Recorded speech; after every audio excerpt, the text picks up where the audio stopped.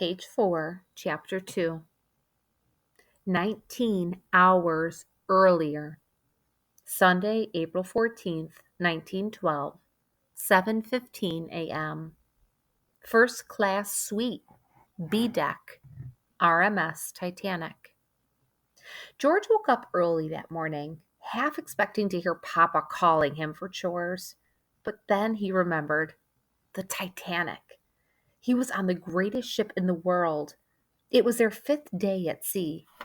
George and his 8-year-old sister, Phoebe, had spent 2 months in England with their Aunt Daisy. What a time they had!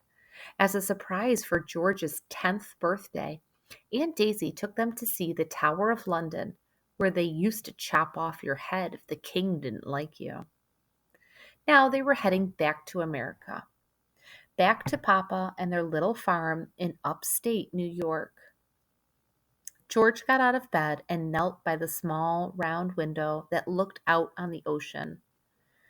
"Morning," said Phoebe, peering through the silk curtains of her bed and fumbling for her spectacles. Her curly brown hair was practically standing straight up. "What were you looking for?" George had to smile.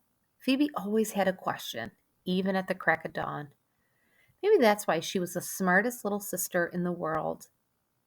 "I thought I saw a giant squid," George said. "And it's coming to get us." George rushed over and grabbed Phoebe with wiggly squid arms. She curled up into a ball and laughed. She was still laughing when Aunt Daisy came in. Even in her robe and slippers, Aunt Daisy was the prettiest lady on the whole ship. Sometimes George couldn't believe she was so old, 22. "What's this?" Aunt Daisy said. "You know the rule. No having fun without me." Phoebe sat up and put her arms around George. "Georgie said he saw a giant squid." Aunt Daisy laughed. "I wouldn't doubt it. Everyone wants to get a look at the Titanic, even sea monsters." George halfway believed it. He'd never imagined anything like the Titanic. Aunt Daisy called the ship a floating palace, but it was way better than the cold and dusty castles they'd seen in England. They had 3 whole rooms, one for Phoebe and George, one for Aunt Daisy, and one for sitting around and doing nothing. They even had a man, a steward named Henry. He had bright red hair and an Irish accent that made everything he said sound like a jolly song.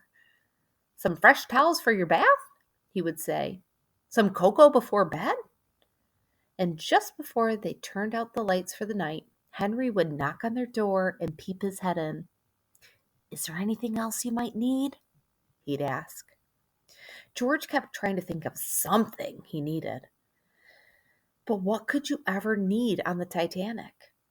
The ship had everything, even a swimming pool with ocean water heated up like a bath, even gold silk curtains for your bed so you could pretend you were sleeping in a pirate's den, even 3 dining rooms where you could eat anything you wanted. Last night, George had eaten 2 plates of roast beef, veal and ham pie, carrots sweet as candy, and a mysterious dessert called meringue pudding. It tasted like sugary clouds. Actually, there was one thing missing from the Titanic: the New York Giants baseball team. George wondered what Henry would say if George said, "I need shortstop Artie Fletcher right away." Probably Henry would say, "Coming right up, sir." George grinned just thinking about it. But Aunt Daisy wasn't smiling at him. She looked very serious. "We have to make the most of our last 3 days at sea," Aunt Daisy said in a low voice. "I want you to promise me, George, no more trouble." George gulped.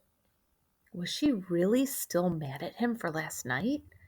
He'd slid down the banister of the grand staircase in the first-class lobby.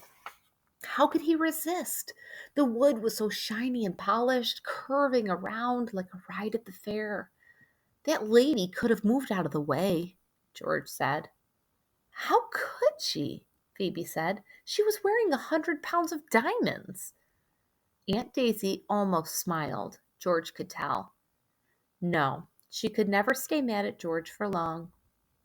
Aunt Daisy put her face very close to George's. She had freckles on her nose, just like George and Phoebe. No more trouble, she repeated, tapping his chest. I don't want to have to send a telegram to your father. George's stomach tightened into a baseball. Don't tell Papa, Phoebe said. He'll send George away to that army school. I'll be good, George promised. I will, really. You better be, Aunt Daisy said.